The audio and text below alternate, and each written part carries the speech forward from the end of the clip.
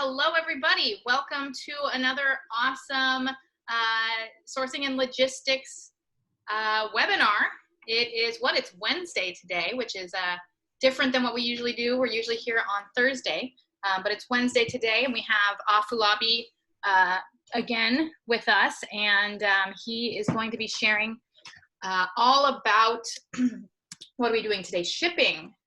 We're going to be talking about things that you didn't know about shipping and how much money you've been throwing down the drain because of shipping, and how you're going to turn that around and improve your profit margin and all of that good sort of thing. So I always introduce Afolabi pretty much the same way. He's going to tell you a little bit about himself, but I want to tell you a little bit about how we met personally. And the way that we met is we have a mutual friend, and that mutual friend is Norm Farrar.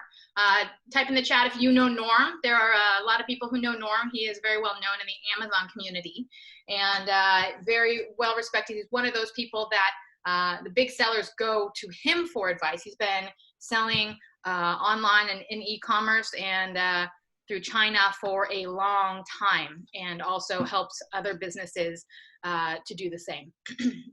So we met Norm, and we have our software SoStocked, and SoStocked is an inventory management software. So my business partner and I both are friends with Norm, and introduced him, and he loved the software, and he said, I'm showing it to my new business partner. You have to meet this guy. This guy is incredible.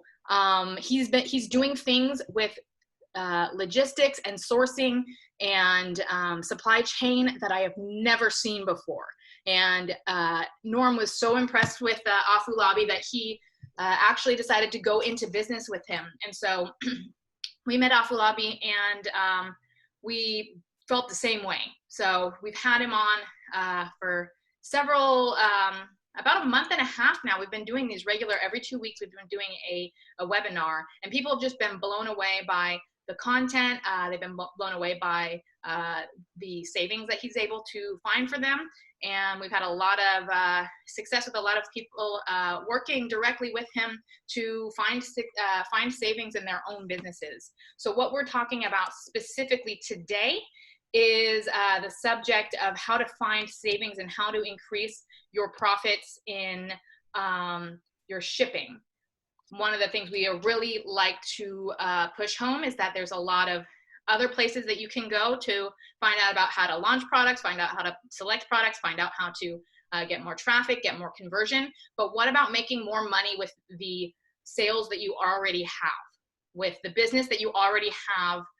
What money are you leaving on the table because you're just kind of throwing it away to being overcharged by suppliers, overcharged by freight forwarders, and maybe you could kind of tweak what you're doing now and find a lot more profit in your business. So that's what we're going to be talking about. So I wanted to welcome Afolabi. Thanks so much for being here.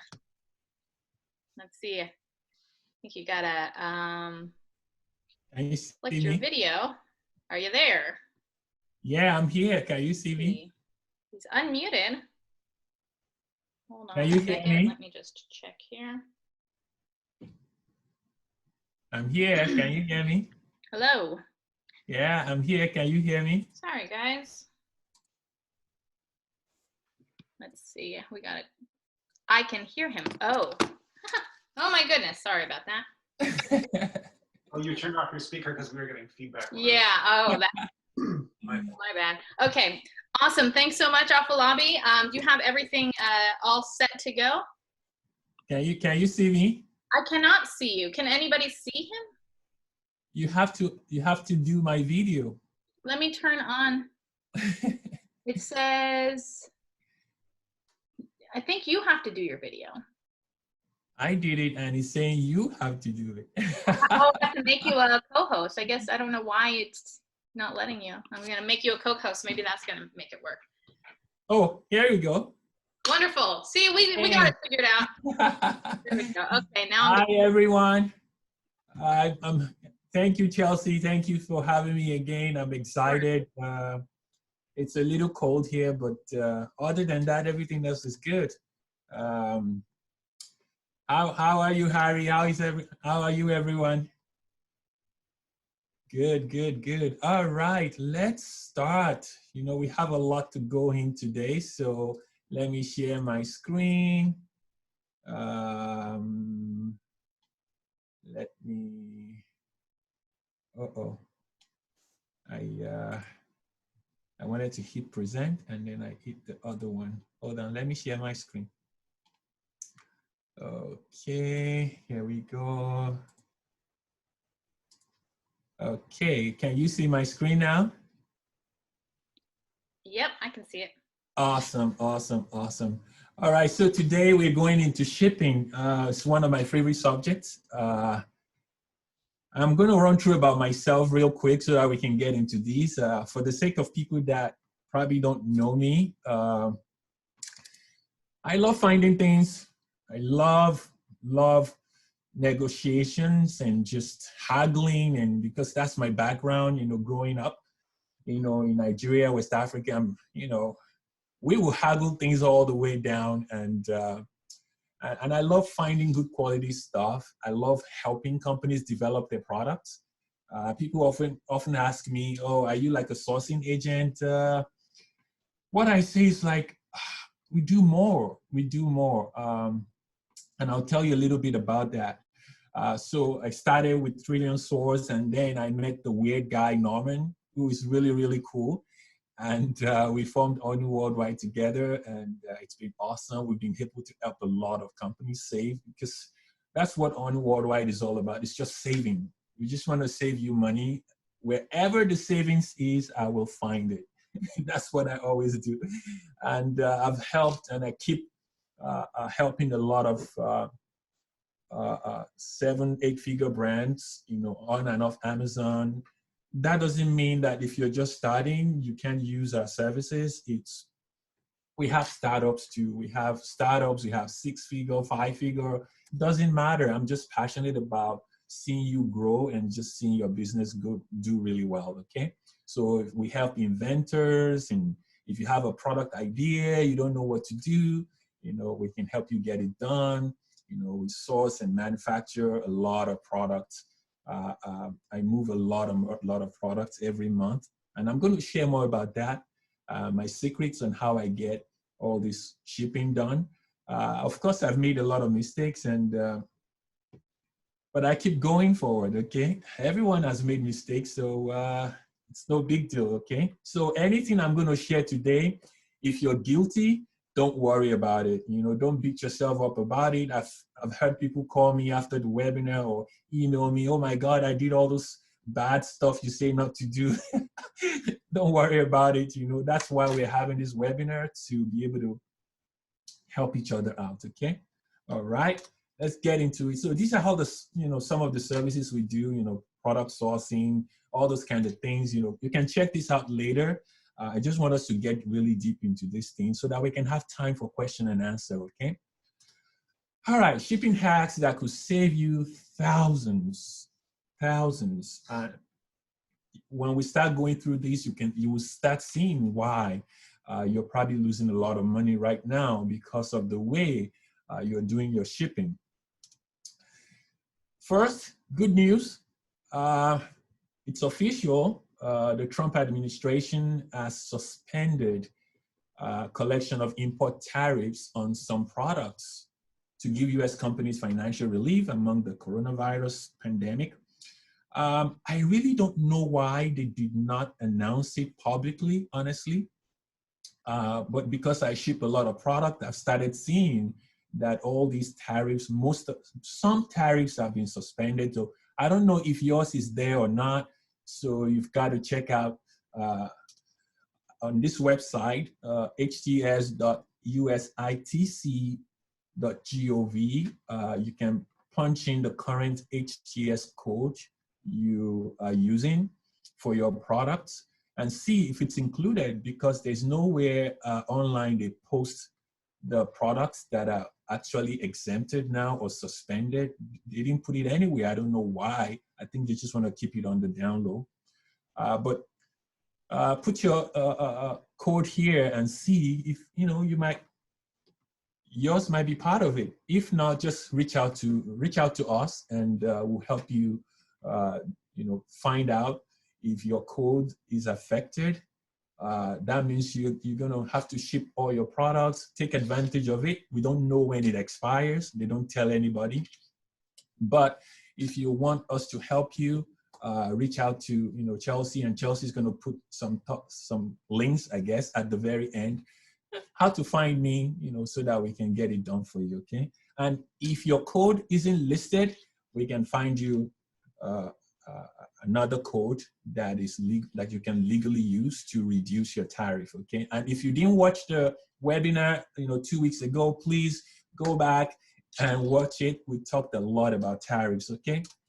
All right. So some of the people that were on the webinar or watched the webinar for our tariff, they came, and I was able to save them a lot of money. In fact, some are saving as much as $11,000 just on tariffs only, because they gave me what they did was they gave me their the current codes they're using. And it's amazing that some of these codes don't even exist in US database. They were like Chinese codes. I have no clue where they got it from, but we were able to save them a lot of money, okay? And if you're looking to do that too, Chelsea has a surprise for you at the very end. So you might want to stay to find out, okay? All right, the quote of the day. So when Amazonians are looking for ways to increase their profit, the last place to look is their shipping cost.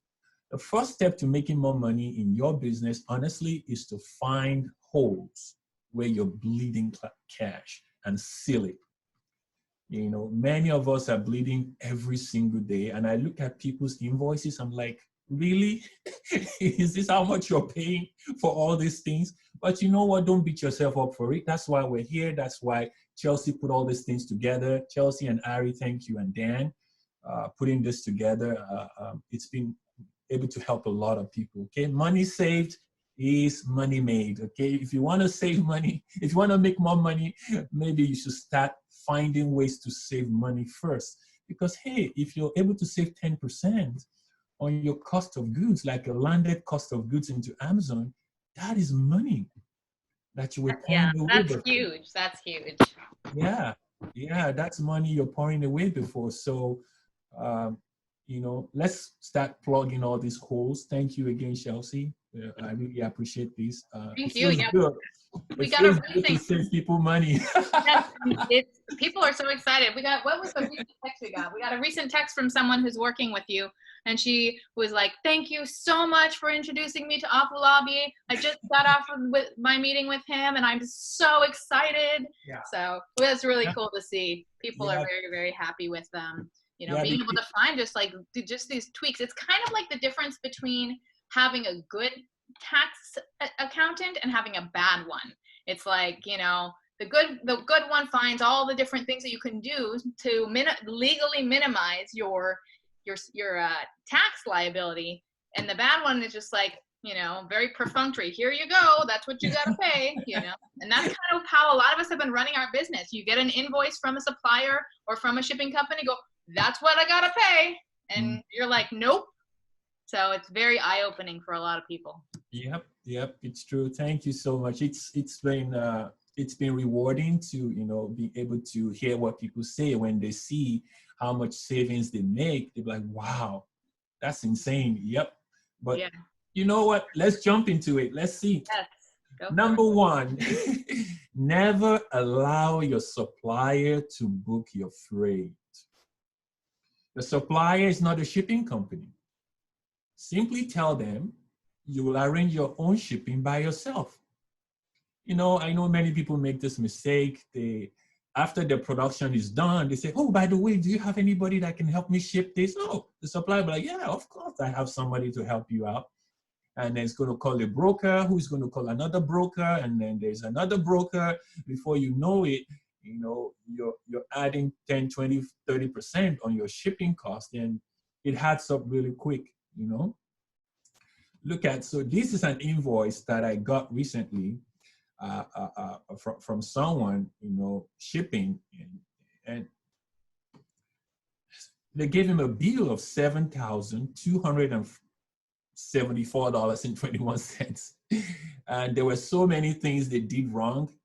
First, your shipping company or forwarder, that's all they do. It's not their job to save you money.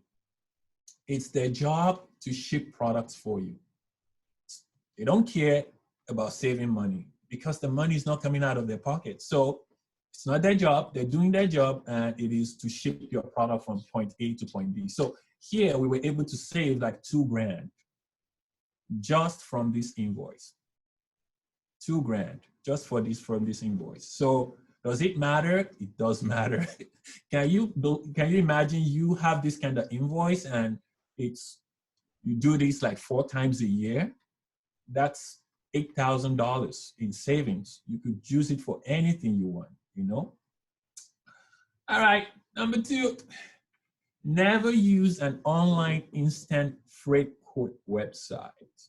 Why? Because there's no way for you to negotiate or talk to anyone. You're gonna punch in where you're going, where your shipment is going, where they're gonna pick up, and boom, they display to you what you should pay. Well, there's no room for you to talk to anybody. There's no room for you to negotiate. They'll just tell you, okay, all right, just tell us where to pick it up. We're gonna pick it up. This is the price you gotta pay. Just like Chelsea said, many people don't look at all those things and say, oh, I guess this is what everybody pays. No, not everybody pays the same rate that you pay. You're not paying that. It's kind of like those used car dealerships that are like, you pay the sticker price, no negotiation. It's like, oh, so I'm automatically getting screwed. Thanks. Yeah, sticker price. That's the best way to put it, Harry. Sticker price. You're paying sticker price on this website, you know. And I'm not mentioning any website because it's not the goal of this webinar to pick on anybody, but just to give you an idea of you might be able to pick up a lot of savings because you're paying sticker price on this kind of platforms. Okay. Number 3. Ditch air cargo and go for high-speed ocean vessel instead. Especially now, air cargo has gone out of control. I'm seeing some quotes coming in at almost $12 a kilo. That's insane. I don't think, unless you really can help it. I would just say, why don't you go for high-speed vessel? It leaves from Shanghai and Shenzhen. There are 2 places that high-speed vessel leaves from most of the time in China, from Shanghai or Shenzhen. Shenzhen is very close to Hong Kong, and Shanghai is, you know, a lot farther away. And it's the difference between your air cargo and high-speed vessel is about 5 days. But you're paying 3 to 4 times the price if you go air cargo. So if you really don't have to, just go with high-speed vessel. And if your broker or whatever doesn't have it, reach out to us. I will be able to set you up with high-speed vessel. And but another thing you have to do is, because you're going to start using different kinds of shipping, you have to set up your stock account to be able to, so there's one lead time that is the regular cargo, and you have to have another lead time that is high-speed vessel. And I know Chelsea have videos on how to do that. Chelsea, what do you? Yeah, for anyone, because I know we have some sales stock people on the call. I can just, if I can screen share, I can jump on over and show that real quick. Okay, let me stop my sharing now so yeah, you can share with us, right? Yeah. Okay. Real quick, screen share. Okay. So we have lead times. So anyone who's got an account knows. So we've got lead times. You can set as many lead times as you want. We have right here, ocean, high speed, China to US. And so you would essentially just create just a lead time based on what your production is, how fast the ocean is. So you would just kind of plan it out. And then when you have, when you're projecting your shipping, you essentially are being, instructed how much to order. And it shows that this product, particularly for this scenario that we play out, is going to run out of stock. It's going to be out of stock for 17 days. But what you can do then, if you've got your high-speed ocean, is you can set an express lead time. So we can find high-speed ocean, and you add it to so stocked, right? This express lead time, add it to so stocked, and then all of a sudden your shipment is coming in much sooner. You've got a shipment coming in much sooner. Instead of 17 days out of stock, there's only 2 days out of stock. And so in that case, you would then be able to figure out, okay, well, I only need 2 days worth of stock by air, and the rest I can send by high speed. And so then you can see what your high speed ocean shipment would be and what your regular shipment would be. So you could actually just even split the two shipments up like that. And that's kind of how you do it in so stocked for anyone who's a so stocked user. Awesome. Perfect. Thank you. Yeah. And when they do have that, I think it's also common practice for some sellers. They have a FBM version of their SKUs. So if you have 2-day lead time, if so stock tells you you have only 2 days out of stock, maybe if you still want to ship by air, you can just send very few, maybe 2-3 days worth of inventory. You can send it for self-fulfilled or FBM orders, FBM fulfillment, so that you wouldn't even miss out on those 2 days, okay? All right, let's go to the next one. So watch out for killer hidden fees in your freight quote. Freight forwarders and brokers are known for playing on your intelligence by talking in ambiguous hidden charges. I've seen them charge up to $1,500 for things that don't even make any sense, honestly. I was talking to a friend of mine a few weeks ago, and he sent me over his shipping quote, and I was going through one by one.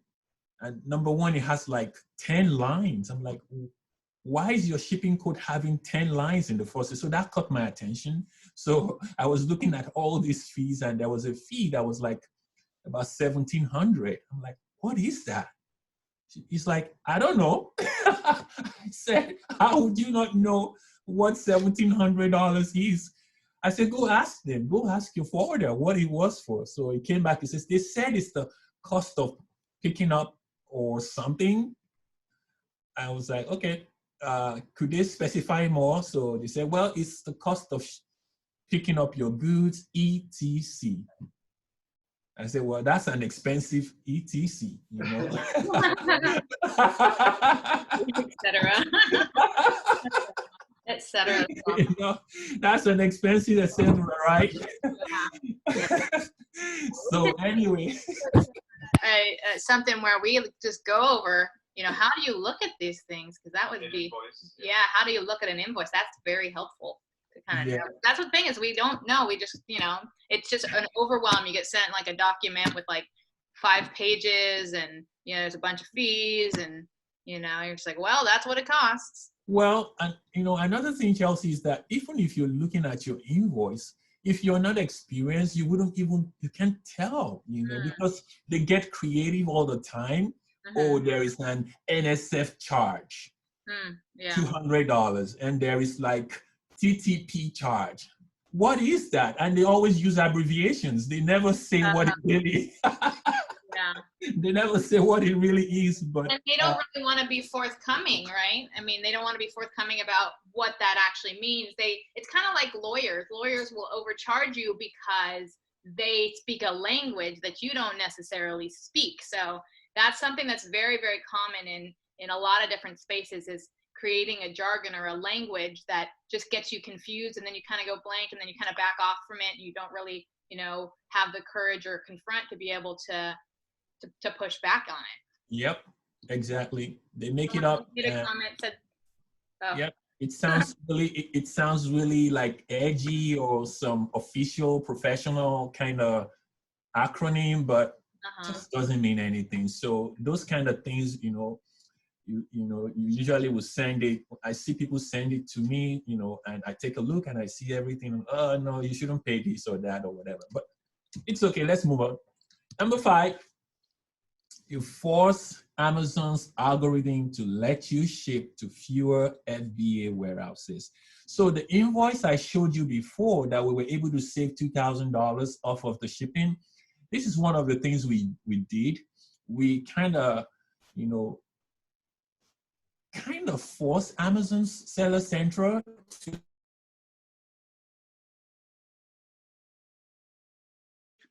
Did we freeze? Uh-oh. 2 warehouses. There we go. You froze for a second. Can you repeat that? Oh, sorry. Yeah, and maybe if you, when you're doing the presentation, if you pause your video, if we have any other problems, and that might help. Oh yeah, let me do that. How can I do that? Should be at the bottom. Oh yeah, let me do that. Yeah. How about that? Yeah, that should good. be good. All right, let's do that. So you can force Amazon's the Seller Central algorithm to kind of reduce the number of places you have to ship your stuff to. So the invoice that we had before, it was supposed to go to 4 warehouses, and we were able to condense it to 2. And we did this by the way you create your shipment from the beginning, and the addresses you use, and how you package your goods. So these are all the planning that goes into doing, saving on shipping. You know, I know people might want me to share that here, but I noticed that many times when you share these things, Amazon go in and kind of plug it. Right, yeah. They don't make it work anymore. So this is a loophole. This is, have you ever heard of anyone getting into trouble or slap on the wrist or anything for doing something like that? No, no, there is, it's nothing shady. It's just the way you create the shipment that takes advantage of the way Amazon's algorithm calculates your distribution centers. Okay, so that's stuff that that's something that you help people to kind of figure out how to gain that. Good. Yeah, that was and you know, it's not like I'm trying to hide it, but there was sometime last year I was telling a guy, I think I was doing a webinar or something, and I was showing him how I'm able to reduce my trucking cost to Amazon. You know, those LTL shipping in your Seller Central if you want to ship pallets. And I showed him how I always save like $20 to $30 per pallet. And guess what? In about 2-3 months after, it's no longer there. So I'm a little cautious of it, but you have to reach out privately, and I'll be able to we'll be able to help you create it in such a way that it will reduce the number of warehouses you're shipping to. Most of the time it works. Okay. Yeah. It works. Yeah, and I remember when we were talking about SoStock, that was one of the things that you had said was there were some systems that force you to create FBA shipments through their system. And you said that you liked the fact that we didn't force you to make an FBA shipment through SoStock because this is what you were doing. Exactly. And that was what got me hooked with SoStock, because SoStock is just, you're just reconciling what I already created. Yeah. Yep. If I use I try to use so many other inventory management systems, I can't use those tricks in those systems because they don't have that kind of flexibility to be able to maneuver. So I still prefer to create all my shipments inside Seller Central because I can do my maneuverings there, and I'll be able to save a lot of money through it. Yeah, yeah, and we have gotten people who want us to do it, but we'll always give the option. I think that, you know, having to force people into corners is what gets, you know, software into being too clunky or too inconvenient. Yep, yep. Perfect. 6, you will save a lot using a volume shipper instead of a freight broker. So a volume shipper is a company that already purchased a large freight allocation at the beginning of the year. They're like Priceline of the shipping industry. This is one of our secrets to getting super low shipping rate. So there are about 2 times in the year that volume shippers, they buy like 1 million container allocation. And then let's say they buy a 500,000 20-foot container at, who knows, like $1,000 or $600 from Shanghai to LA, and they will resell it to the brokers for like $850, and then the broker will sell it to you at like $1,000 or whatever. So that's what we take advantage of. We work with volume shipper that already have allocation. That's one of the ways we're able to get super low rates. And these volume shippers they're not something like you can Google. It's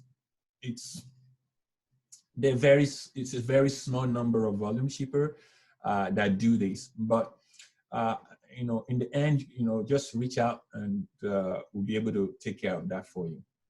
Number 7, always get ex-work pricing when sourcing your products, not FOB. We said it in the last 2 seminars, you know, FOB price simply means your supplier has already included the cost of helping you transport your goods from his factory to the port. In most cases, this transportation shouldn't cost more than $250. I've seen transportation costs as little as $125, $130. But if you get FOB price, let's say your FOB price is $2 and your ex-work price is $1.90, and you're buying 10,000 units of a product, that means the difference between your ex-work and your FOB is 10 cents. But if you're buying 10,000 units, that's $1,000 more you're paying. So that means the supplier is charging you $1,000 to transport your goods from his factory to the port, and it should have cost it should have cost $120 to $250 the most. So you're losing $750 just by having FOB instead of ex-work price. Wow, and the larger your order is, the more you're overpaying. Yep. Wow. Yep. And FOB stands for freight on board, correct? Yes, exactly. That means they've already transported your goods from their factory straight to the port. Mm-hmm. Okay, so when next time you're sourcing a product, you know, make sure you get ex-work pricing so that you can save on shipping. See, you don't planning. If we plan ahead of time, you will be able to save on shipping because of the kind of pricing you're actually getting for your products. So you have to have shipping in mind. Don't wait till the time you want to ship before you have the shipping in mind. Always plan ahead of time. You'll be able to save a lot on shipping. Okay. All right. 8, avoid shipping out of China in January. A lot of people must have fallen victim of this. I did several years, so I try not to ship anything for my clients in January because everybody is rushing, because the Chinese New Year is end of January and the shipping cost goes really, really way up. So avoid shipping in January. Ship all your stuff by November 30 if you need it in the US by January 1st or end of December. I know you want to try to escape the long-term storage on Amazon, so you might have to time it very well. So if you ship around November 30 and you don't use high speed, you just use your regular shipping, it should land in Amazon, you know, on or before end of December or the beginning of January. Okay. All right, number 9. So Amazon FBA doesn't always offer the lowest rates, especially for oversized items. There's some people that are doing oversized items that are losing money because the FBA rate is just not the best. Amazon has its own sweet spots. I think they're really good with small and light. They're really good with smaller items. I'm not so sure if they're good with oversized items. I've seen people that can't even compete with Chinese competitors because they have a way of doing it. They just self-fulfill through third-party warehouses. And I will be able to help if your products happen to fall into this category of oversized and you're just, the shipping rate and the FBA rates on Amazon is just destroying the whole thing for you. Reach out. I have a warehouse here. We're getting another one to be able to do FBM fulfillment so that you can reduce your rate to ship directly to your customer, okay? And then you'll be able to better compete with your competitors, okay? Number 10, never pay extra for labeling your shipments from China. So forwarders and shippers are notorious for charging extra for putting FDA labels on your cartons and boxes. Don't fall for it. You can push this responsibility to your supplier, and most of them will do it for free. So create your shipping in Seller Central or wherever, if you're selling on Shopify or wherever, and then send it to your supplier and let them put it on it from the very beginning. Because if you don't do that, they're going to charge you extra. Many forwarders or shippers would like to charge you extra, like 25 cents a box. And if you're shipping out, 4,000 or 5,000 boxes, that's adding up really quick. So those are places you can save money as well. 11, save on international fulfillment fees by using bulk parcel shippers. These are for Shopify stores or drop shippers with SKUs that are selling more than 30 pieces a day. You should consider something we call the Section 321. So let me explain Section 321. What it is when you're shipping individual items direct to consumer from China, there is a special government code 321 that allows you to bring these goods in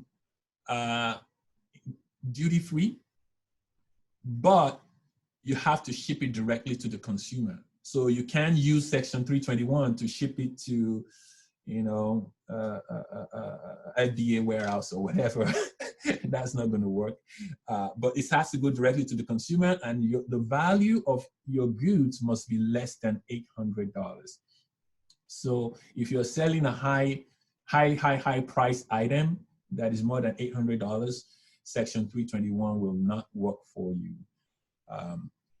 And also, there's a lot of sellers looking to sell to other countries. Amazon, I don't think Amazon has the greatest rates to ship out of the country. If you have inventory in the US and you want to ship outside, there's a service called ePacket or IPA that will help you ship outside the country from the US. And it's only for 36 countries, and most of them are in Europe. So Canada and some European countries. So you might want to check that out. It's like, I think it's 4 to 7 days in most cases. And it's as long as your parcel is less than 8 ounces, you might be able to get it really, really cheap to all these places, okay? And if you're really moving high volume, it could even be lower, because these volume bulk shippers, they like to ship about 300-400 kg in one shot, and and they have their way of clearing goods really fast. Okay, number 12. Oh, all right. Let me tell. I already talked about these. The Section 321. Takes 10 to 12 days, as opposed to ePacket from China. So ePacket from China takes like 30 days in some cases, like 45 days. But if you do it 321, Section 321 import, it's going to be like 10 to 12 days. So especially people that are doing drop shipping, they don't have inventory, they just want to ship direct from China straight to the consumer here. I will be able to help you out with that. And then international e-packet as well. We can talk about that later, okay? All right, number 12, consolidate your orders into as fewer shipments as possible. I mean, I do work with a lot of brands that, you know, we have suppliers all over China. Some suppliers are in southern China, some are in northern China, some are they're scattered all over. But there's a way you can consolidate them. You can bring them all in by truck into a central location. And from that central location, you ship it directly, either by high-speed shipping or even regular shipping. But once you start doing 10 CBMs, like cubic meters, that's almost like 10 pallets. You start to see significant savings in your shipping if you do that, okay? All right, moments of truth. Are you guilty of shipping your goods through a broker your supplier recommended? If you're guilty of this, you can type yes into the chat box. Be honest. Okay, let me see how many are typing this now. Okay, I see that. Thanks for being honest. Awesome. All right, don't beat yourself for it, you know. We all make this kind of mistake, so no big deal. Now you know you don't have to do that anymore, okay? All right, moment of truth number 2. Do you truly understand all the charges in your shipping bill? If you really understand everything, when you look at your freight bill, you really understand it, type yes or no into the chat box. All the TPF, NSF charge, all the TTU charges that are in your shipping bill. All right, cool. Thanks for being honest. You know, all these people, they come up with new acronyms all the time. So I wish I can post it here and say, oh, watch out for this charge called TTD. They come up with different things. I've seen a bill. About 2 days ago, I saw a shipping bill. It must have had like 15 lines, 15 items, $20, $10, $15, $35, $47, all over. And I'm like, what is this? You know? So you're not alone. You know, as again, the goal of the webinar is just to get us informed so that we don't have to do that anymore. All right, moment of truth. Number 3, which is the last one for the day. Type "that sucks" into the chat box if you're still paying FOB price for your orders. Anybody want to type in "that sucks"? if you're paying FOB instead of X work. Do we have anybody? How do I see this? Some people might not even know. Yeah, you might not even know. So you might better check your invoice from your supplier and see if it says FOB or EXW. Most times when you get through Alibaba, the default is to do FOB, I believe. Yes. Yeah. So if you started out, ordering your products through Alibaba and you kind of kept that same system in place, you usually have to ask for X works, or they'll just default to FOB. And it seems the reason is because they can make extra money, like you were saying. So that's kind of why they have that as their default. It's less complicated because you don't have to pay someone else to ship, exactly, to truck your product. Mm-hmm. Yep. But your freight forwarder would figure that out if they needed I'm just to. saying if you're a brand new Alibaba source. Yeah. Yeah, it's true. I mean, they want to make as much as possible. Mm-hmm. So now try to get X-Works, guys. Try to get X-Works because you're going to save a lot of money. Okay, question and answer. I'm done. Good. That's so awesome. I love that. There's so many different ways that you can kind of make some of that money back.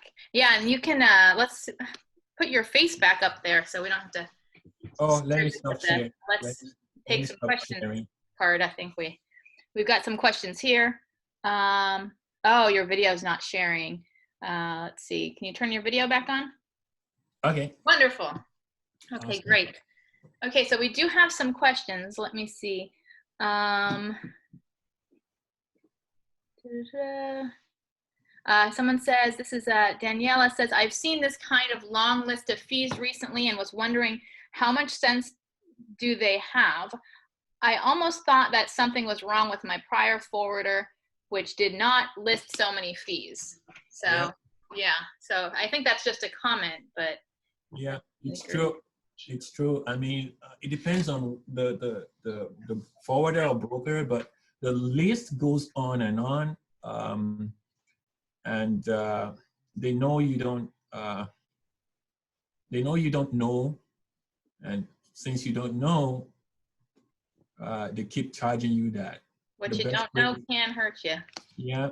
Yeah. Okay, here's a question here. Mm-hmm. Are you mentioning the Matson sea shipping by fast vessel? I don't know what that means, but maybe you do. The Matson name. Well, my team in China puts it together, but I can confirm that to you. But I just know there are two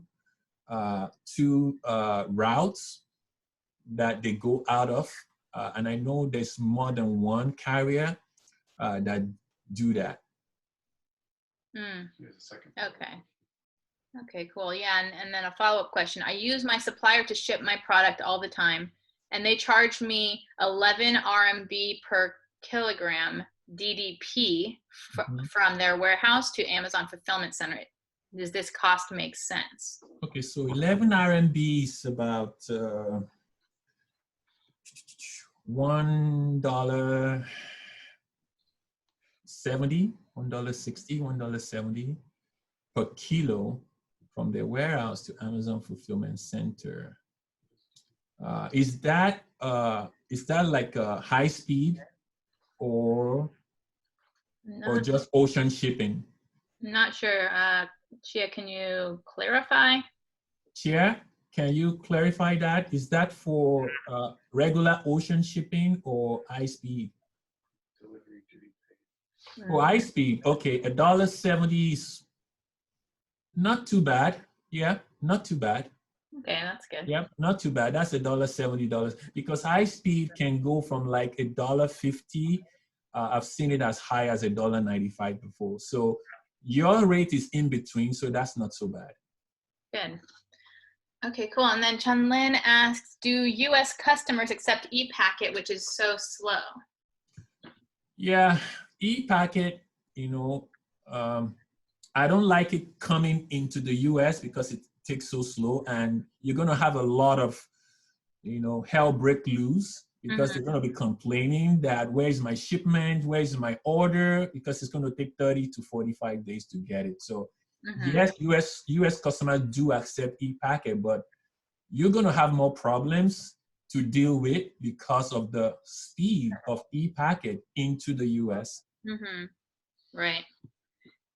Yeah, we're used to getting things pretty fast, especially with Prime. All right, let's see. What is usually the percentage difference in price between fast sea and ocean freight? So let me give you an example. A 40-footer of high speed could cost you anywhere from, it could cost you like $4,500. Whereas if you do it regular shipment, it could be 27, it could be 3,000. So I would put it at maybe 50% or more sometimes, depending on the season. Okay, wow. So if your product is worth it, it's an alternative to air shipping. If you want to, how much is it going to cost you if you run out of stock for a month or for 15 days? Yeah, right. Once you know that cost, then you know if this is if it's a good deal for you or not. To do high speed. Yep, makes sense. So yeah, I think we answered that. One of my suppliers has been charging me for labels. Thanks so much for calling this out. Another comment from Victor, if shipping full containers directly to Amazon, there are lots of requirements for export palletizing, dunnage, etc. Does it ever make sense to consider shipping on pallets, which Amazon says they prefer, rather than dense packing with regular size 10K cartons, etc.? Yeah, pallet is way better. Mm-hmm. Pallet is way better. In some cases, actually, a friend of mine that owns a brand just told me about, I don't know, a few weeks ago, saying that Amazon has been assessing charges on boxes that are not properly packed on pallets, if it's a large shipment. But you have to look very carefully before you see it in your statements, because it's probably hidden there somewhere. But palletizing is the best. Honestly, it's easy for Amazon, and I think Amazon also penalizes some truckers if they don't bring it in such a decent way to them. But palletizing using 40 by 48 foot pallet and not making it more than maybe 15 inches tall is better. And I would say that's better, Victor. Pallet is definitely better. Good. All right, another question. What is the best way to ship from China to the UK? Good question. Ocean is good, but I've got some crazy guys recently telling me that they ship by train from China all the way to Germany, and then they pick it up from there. Oh, wow. So I would still say ocean, but it's looking like the train is getting up there now, especially for European countries. Becoming an option. So there's a train. I went to look at it really. There's a train that is leaving the town of Qi in China and going to, I believe it's going to Stuttgart in Germany. And it's a direct train line that goes in there, and it gets there in like a week or two. Instead of ocean, which is like 35 days. Oh, wow. So it could be faster, and we don't know if it's cheaper yet, but. It's faster. I don't think it's too crazy more expensive, honestly. But these guys, they do it, and it works for them. Wow, that's awesome.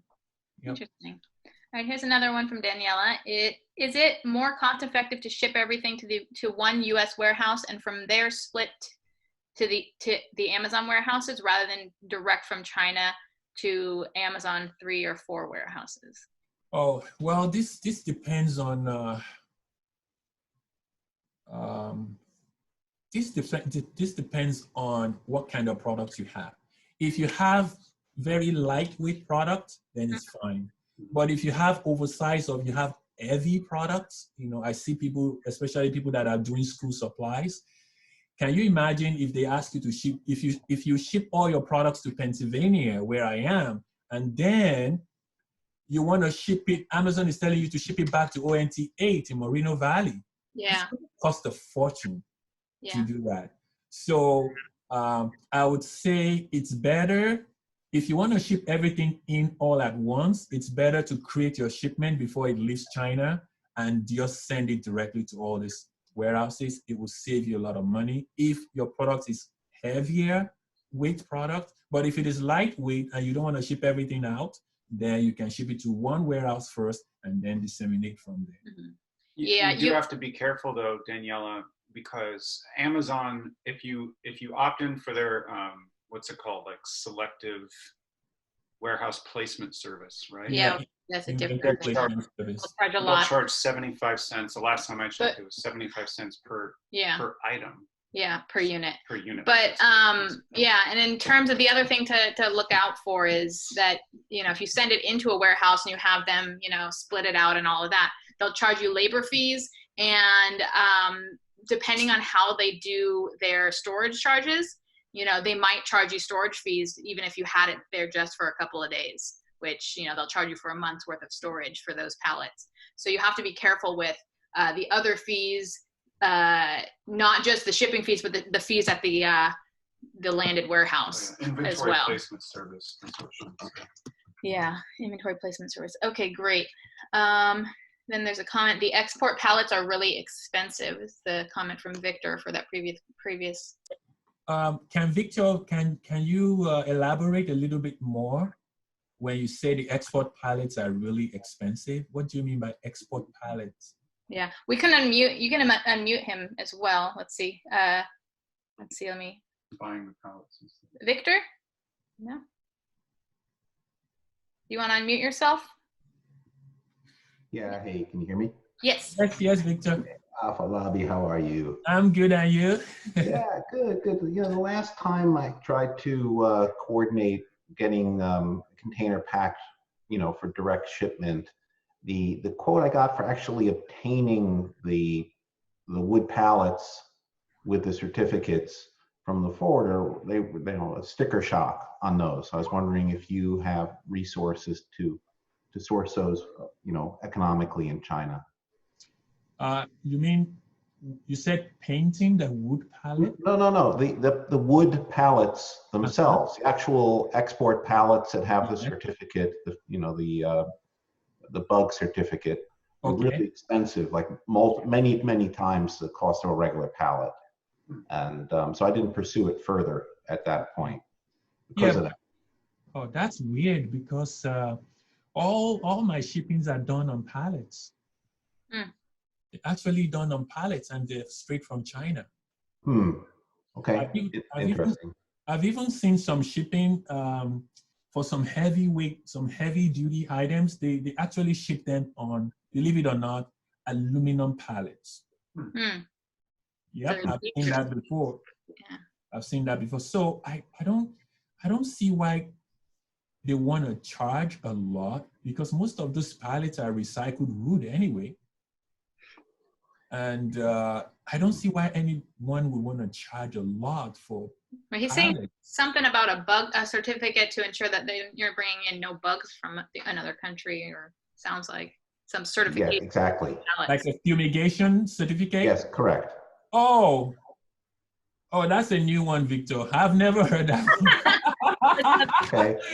Yeah, I've never heard requests for fumigating a pallet before bringing it in. If you're buying a wooden product, then they would ask you for fumigation license, but not for the pallet.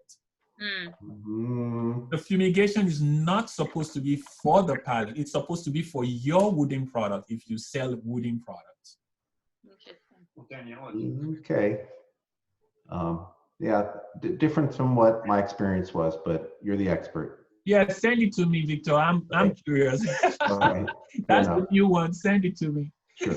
Thanks, Alpha Lobby. All right, sir. Okay, great.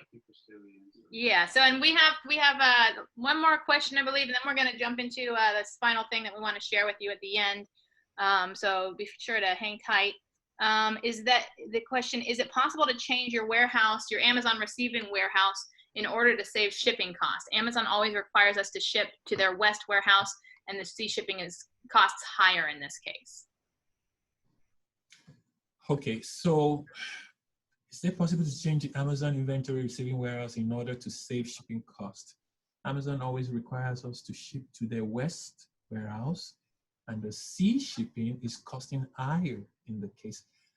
The West warehouse should be actually cheaper. If you're shipping from China to West Coast, it's cheaper than if you're shipping to East Coast. But if I understand you correctly, maybe what we can say is, if you want to change the receiving warehouse, let's say a lot of your customers are on the East Coast, and you want to force Amazon system to maybe tell you to ship to the East Coast, you might have to rotate some addresses.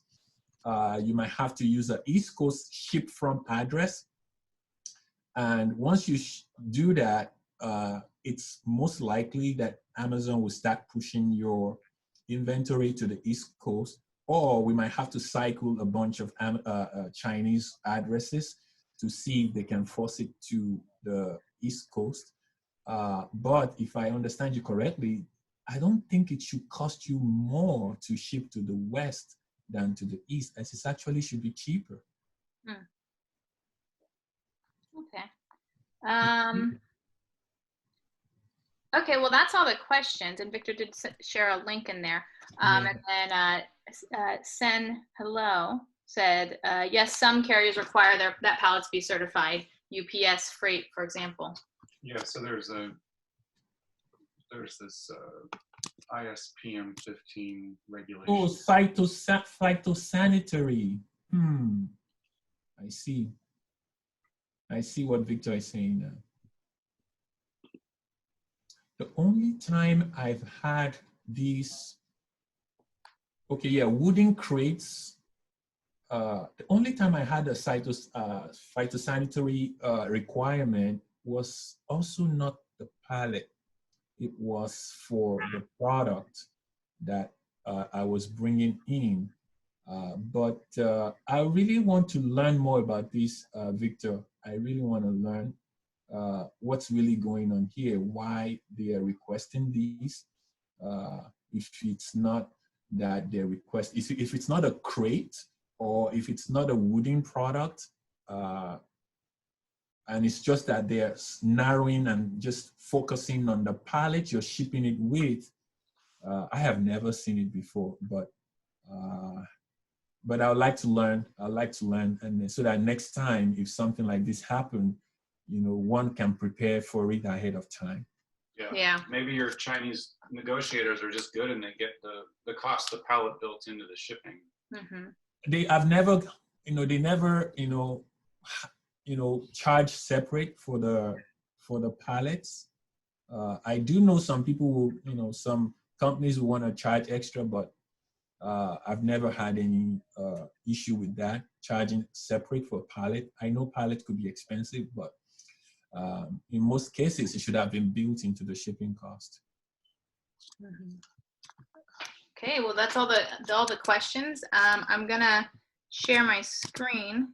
Let's see, real quick to just give this final little bit. Hold on, how do I present? Okay. All right, hopefully everyone can see the screen. It's loading. Let's see. We got something in the chat? Yeah. Okay. Don't worry about the chat. Okay. Okay, wonderful. So this is a real quick an webinar only offer that we're providing. So Afolabi has shared a lot about shipping, and I'm sure a lot of you guys want to kind of reach out to him and find out about his shipping. He does offer a lot of different services, but the thing that's most interesting and I think most valuable is something that I believe it's we're calling it a profit finder. One of the things that he does that's really interesting and amazing, it's kind of like a business audit. So it's looking at your purchase orders, looking at your shipping invoices, and finding all of the hidden profit lying in them. So what are you overpaying on the products that you're ordering? Are you, where are you being overcharged for shipping? And then one of the things that we're doing and we're throwing into this is helping you to build out systems to keep from losing money on stockouts and on storage fees. So Afolabi's service, they typically find about 10% worth of savings in most businesses that they work with.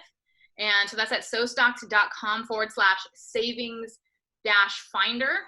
And this is his service. And one of the things that we're doing is we're actually throwing in 3 months of SoStocked for free, right? And then that would lock you into the discounted price that we offer after that if you choose to continue with SoStocked. But that is the profit finder. So sourcing, essentially, he's got a whole training on sourcing that he does, but finding the same low prices that Chinese locals are paying. So one of the things that you can use to tell if you're probably paying your suppliers too much, even up to, one of the things he said is up to 60% sometimes. If you contacted your supplier through Alibaba or another sourcing website, you're probably paying your supplier too much. They usually mark up the price by 20 or 30% at least. if you speak to your supplier using anything other than the Chinese language, you're probably paying too much. So they're charging you a non-Chinese markup fee. And if you're paying your supplier in anything other than the Chinese currency, you're also probably paying too much. Freight forwarder. So we've just gone over all the data on all the different ways that you could be overpaying on shipping. But if you got your quote from an online shipping platform, you're probably being overcharged. If you didn't get multiple quotes, you're probably being overcharged. If you didn't negotiate your shipping rates, you're probably being overcharged. Okay, so this is the profit finder. And again, you can go to sostocks.com/savings-finder. I put a link in the chat. Okay, perfect. And that includes 3 free months of SoStock. I want you to try out SoStock. And as part of that, there's also going to be a free one-on-one consultation call with myself or one of our SoStock team on how best to organize your inventory so that you have a really good system for keeping in stock and not over ordering either. So this is available, this link is available for the next 48 hours. And it's only $9.95 for him to do an entire business audit. Again, he usually finds about 10% worth of savings. So, some people might even, earn this money back in their next order, and definitely continues to compound over the next, several months. And also thought this was crazy, but savings is guaranteed. So I talked to Afolabi about this offer and, is it really a money back guarantee? He says, he looks at people's businesses, and because of how little people usually know about, import-export, about shipping, about, negotiating with suppliers, how sourcing, how many fees can be charged in oversourcing. He says, I will find savings, I'll find savings or you get your money back. So there's literally no risk. And either way, even if you, get your money back, which won't happen because Afolabi, knows what he's doing, right? Either way, you'll still get to keep SoStocked for the free 3 months. So go ahead and jump on over. If you're not looking to order for another, short while, it's actually a really good idea to get started now, because sometimes getting things in place takes a little while. So, even if you have just placed an order and you're not interested in, you're not going to order for another 2 months, Afolabi, you would back me up on that. It usually is a good idea to kind of get started before you have to place your next order next week, right? Yes, because the way it works is that once I look at your all your invoices, all the bills, how much you're paying, I can easily tell. Mm-hmm. We're gonna get all your invoices. So it's a very, very tedious thing. So you have to give me all your invoices. You have to give me everything, and myself and my team will look at everything and we'll just break everything down into pieces and start finding where are the ways. Some people, that some questions, somebody says, what's the best way for me to ship? Some people, maybe the way you're shipping is what's really costing you money. Mm-hmm. Maybe your long-time storage is what's really costing you money. What if I put your products, at a China warehouse at maybe $10 a month, rather than bringing it into Amazon and you're paying $600-700 a month on the same thing? I see people paying $5,000-6,000 a month in just storage. And looking at what they do, I'm like, are you okay if I store this product here for 2-3 months and you pay like $10 a pallet before I move it over to China? Do you want me to like move 3 pallets first and then 8 pallets next, and just trickle it down easily for you? That way you save a lot. And immediately people save money. I see people saving $20,000-30,000 easily. Wow. Yeah. Easily. That's awesome. And the more you spend on inventory, the more you're going to be saving. Exactly. Have a huge impact. But still, even if you save $500 your first order, by the second order, it's like it's already paying for itself. Yep. So that's awesome. Okay, fantastic. Anyone have any questions, let us know. The link is in the chat at sostock.com/savings-finder. And then the last thing that I wanted to bring up was our webinar series. So our webinar series, we have a webinar that happens every single week. We have Afolabi on every other week. So he won't be on next week, but he'll be on the week after that. And so this is our kind of webinar schedule. We've got at sostock.com/seller-secrets. The next one that we're talking with Afolabi on is how to effectively negotiate with suppliers. And after that, we'll be talking about the top 5 sourcing mistakes that are costing you thousands.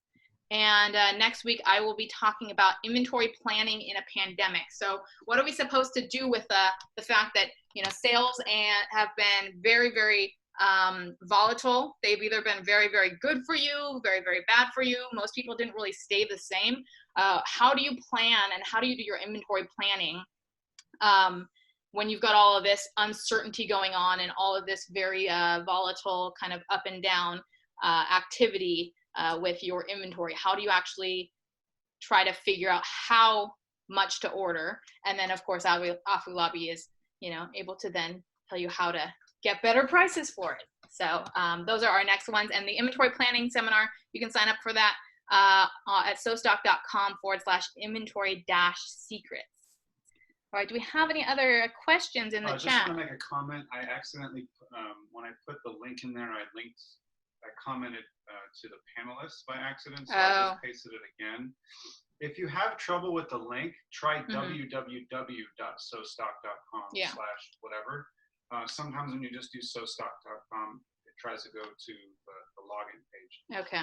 I have a question here. Yeah, one more question. So how often does SoStock sync the inventory data from Amazon? So that'll be every couple of hours. We pull in real time, and you can actually see if you go to the customer orders section, you can actually see that there will be orders that will have pulled in from today. So we have done a lot of overhauling on our pulling data, and it's actually interesting. I don't know if comment in the chat if you've ever noticed that your data on Amazon didn't seem to match the data that you were getting in another software that you were using. That was something that was really confusing to me as a seller. We actually found out what that was, and it had a lot to do with time. Time zones. So everything in Amazon gets reported in universal time zone, and then everything that shows up was getting communicated in Pacific time zone. So we actually adjusted that. So you have accurate real data that matches Amazon exactly, and it'll be ported out it'll be pulling from Amazon every couple of hours. So you will be actually able to see in your forecast when the last pull was. You'll be able to see your customer orders. They come in as quickly as, you know, as current as, you know, a couple of hours ago. You can see that. And so you can look at, you know, the past 2 days worth of sales, you know, your 2-day average, your 7-day average, your 15-day average, all the way back to your 180-day average. And that's all based on current data. So let me know if you have any other questions.